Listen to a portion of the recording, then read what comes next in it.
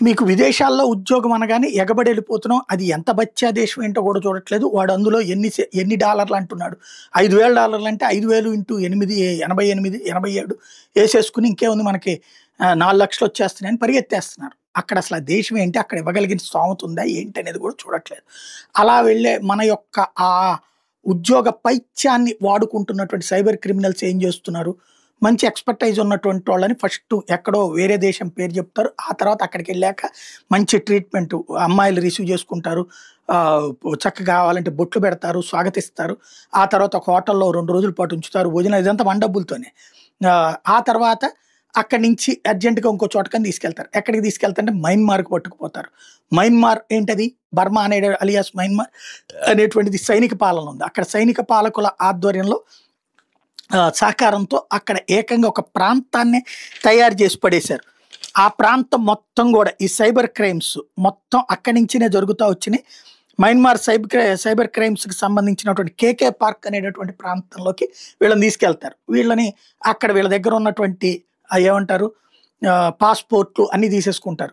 వీళ్ళ దగ్గర డబ్బులు ఏం లేకుండా చూస్తారు. మినిమం అమౌంట్ మాత్రం ఉండేటట్టు చూస్తారు. ఏంటి వీళ్ళు చేయాల్సిన పని, ఉద్యోగం అంటే మనకిప్పుడు ఫోన్ చేసి మీకు డబ్బులు వచ్చినాయి, లేకపోతే మీకు లాటరీ వచ్చింది, లేదా ఇది క్లిక్ చేయండి, లేకపోతే ఇప్పుడు అదేది నేను లాయర్ని, నేను జడ్జిని, నేనే పోలీస్ ఆఫీసర్, నేనే మిలిటరీ ఇంటెలిజెన్స్ ఇట్లా చెప్పి డబ్బులు వసూలు చేస్తున్నారు చూడండి సైబర్ క్రిమినల్స్.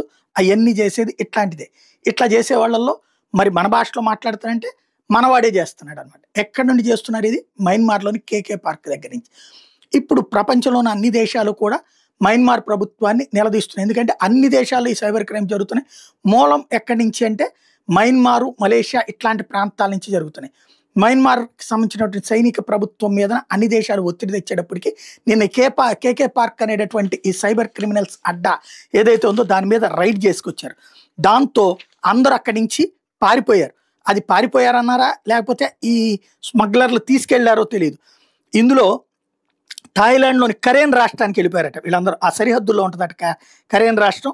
ముయిసోట్ జిల్లాలోకి వెళ్ళిపోయారట వీళ్ళు, బై రోడ్డు పక్కనే కాబట్టి. 399 మంది ఇండియన్స్ అట, 147 మంది చైనీస్ అట, 31 మంది థాయిలాండ్ వాళ్ళు కూడా ఉన్నారట. ఇట్లాగా మయన్మార్ నుంచి పారిపోయి అక్కడికి వెళ్ళినటువంటి వాళ్ళు. వాస్తవంగా ఇలాంటి పనులు, ఇలాంటి సైబర్ క్రైమ్ చేస్తున్న వాళ్ళలో Vietnam, Philippines, Ethiopia, Pakistan, Indonesia, Nepal జాతీయులు కూడా ఉన్నారు.